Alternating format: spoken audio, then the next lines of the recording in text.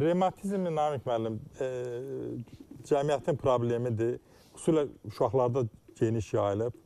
Uşaqlar deyirlər, faringit olur, tanzilit olur, boğazda olan lori dilində artıq ətin soyuqlaması iltihabı. Onun revmatizm yaradan streptokoklardır.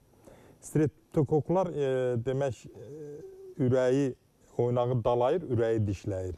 Ürək qüsurlarının böyük bir əksəriyyəti demək revmatizm nəticəsində yaranır. İndi paizdir. Bu paiz və yaz aylarında kəskinləşir. İndidən tədbir görülməsə qışda bu gün valideynlər nəzərə almalıdır ki, onun uşağının mı, nəvəsinin mi, oynaqlarında ağrı varsa, əllərində, qollarında, ayaqlarında ağrı varsa və ya tez-tez boğazı gəlirsə mütləq yoxlanmalıdır. Çünki o uşağın gələcək taleyində ürək qüsurlarının və ritm pozğunluqlarının əmələ gəlməsinə, uşağın inkişafdan qalmasına, sinir sisteminin pozulmasına. Çünki revmatizm ürək oynaqları dalamaqla, yaralamaqla bərabər eyni zamanda sinir sistemini pozur. Deyir, uşaq nə qədər yeyir, inkişaf eləmir. Uşağın yaddaşı yoxdur, uşaq halsızdır, uşaq tərləmə uşağı aparır.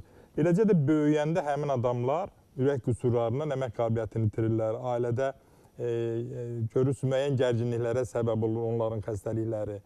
Və yəni, revmatizmdən qorxmaq lazımdır. Revmatizm nəticəsində insanların itirəcəyi dediyimiz kimi sağlamlığıdır. Onun da müalicə eləmək üçün indidən mütləq mənada ən yüksək səviyyədə, mən özüm revmatizmdən əziyyət çəkmişəm, tələbə vaxtı və onun hesabına bugün bu sahəyə gəlmişəm, arı ilə müalicə, apiterapiya, arı məhsullarının müalicə.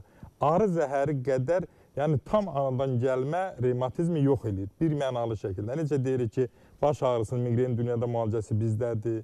O dediyin kimi qurbağa ilə zob xəstəliyini müalicə edirik, digər xəstələri ancaq arı və onun məhsulları immuniteti ən yüksək səviyyədə qaldırır. Arıçılar qrip olmurlar, arıçılar dünyanın ən uzun ömürlü adamlarıdır. Arıçılar ən xeyirxah adamlardır. Çünki arıdan öyrənib onun 5-10%. Ay sağ ol, çox gözəl dedin.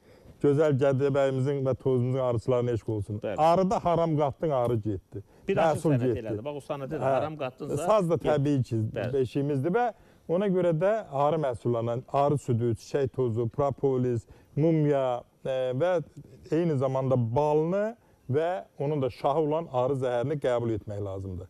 Arı zəhəri min bir dərdin dərmanıdır.